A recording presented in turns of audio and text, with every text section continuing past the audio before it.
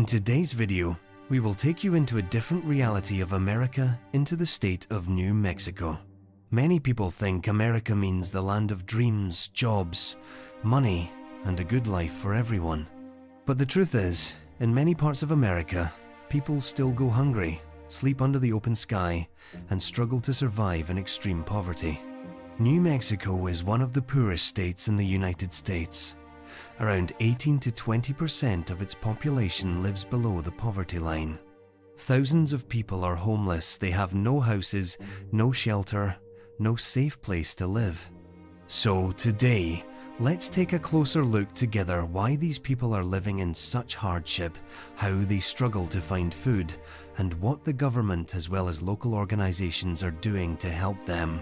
When you walk through New Mexico, one sight immediately catches your eye: the sidewalks lined with hundreds of tents. These are called homeless camps. Families, small children, and elderly people live here. People who cannot afford rent, who have no permanent housing. On the streets, in parks, on empty lots, they set up their tents and survive. In winter, they endure the freezing cold.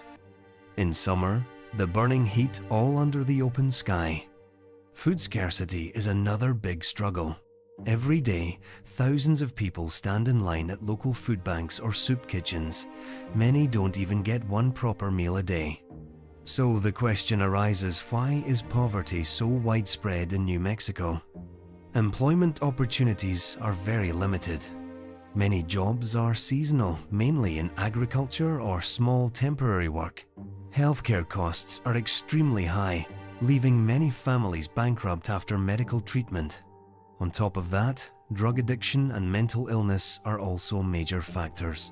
Let's listen to the stories of a few people whose lives reflect the harsh reality of New Mexico. Maria, a mother of two. Her husband left her, and now she has two young children to care for. Unable to pay rent, she lives in a tent beside a park. Every day, she stands in line at the food bank with her children, often waiting over an hour just for a hot meal. John, a former employee. He once worked at a restaurant. During the COVID-19 pandemic, he lost his job.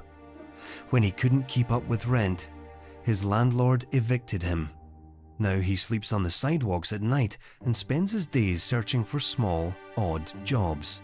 An elderly man, over 70 years old. He receives a small amount of Social Security benefits, but nearly all of it goes toward rent and medication. As a result, he now has to rely on shelters, though there isn't always space available. These are not stories from a movie script. These are real lives, real struggles. Food is a basic human right. Yet for many people in New Mexico, food has become a daily battle. When local food banks or churches distribute meals, hundreds of people stand in long lines waiting. Often, the food runs out, and those who arrive late are forced to return empty-handed.